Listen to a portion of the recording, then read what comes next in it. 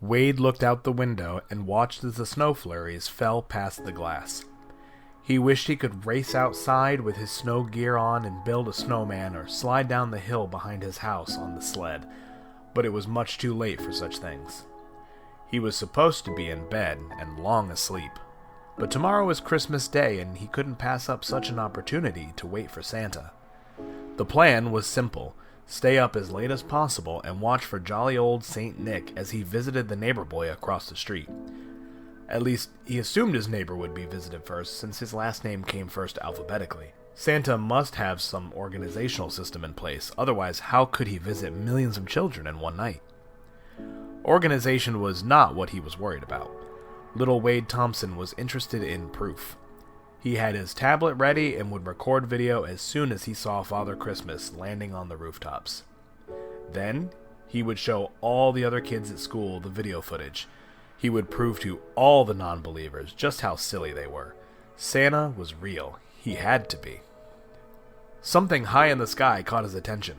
A light!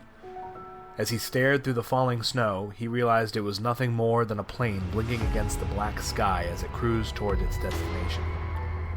He wondered about the people on board and where they were traveling on Christmas Eve. He felt bad for them all, not being with their family tonight. After all, wasn't that what Christmas was supposed to be about? Another light caught his eye, and this time he knew it wasn't a plane.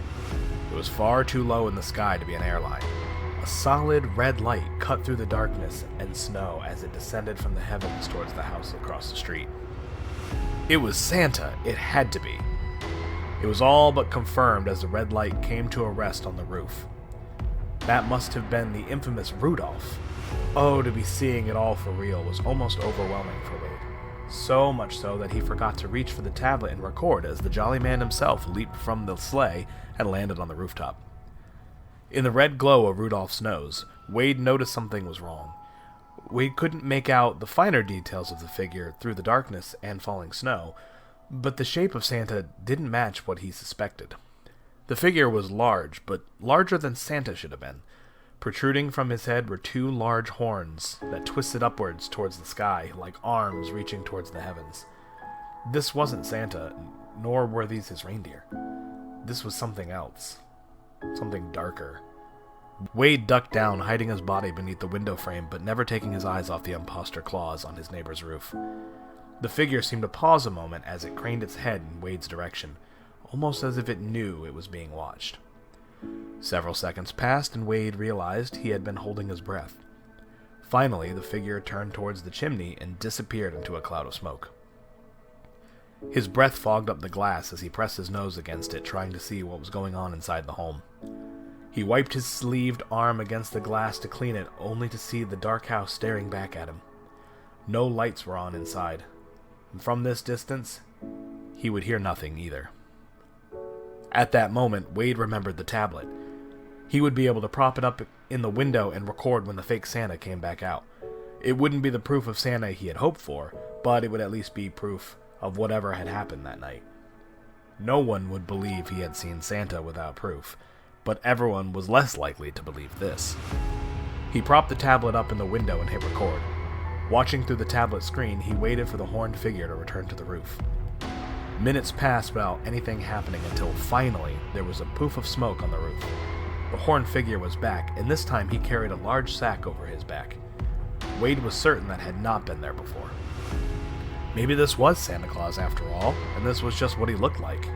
The songs and the stories were just wrong. He couldn't blame the changes, though.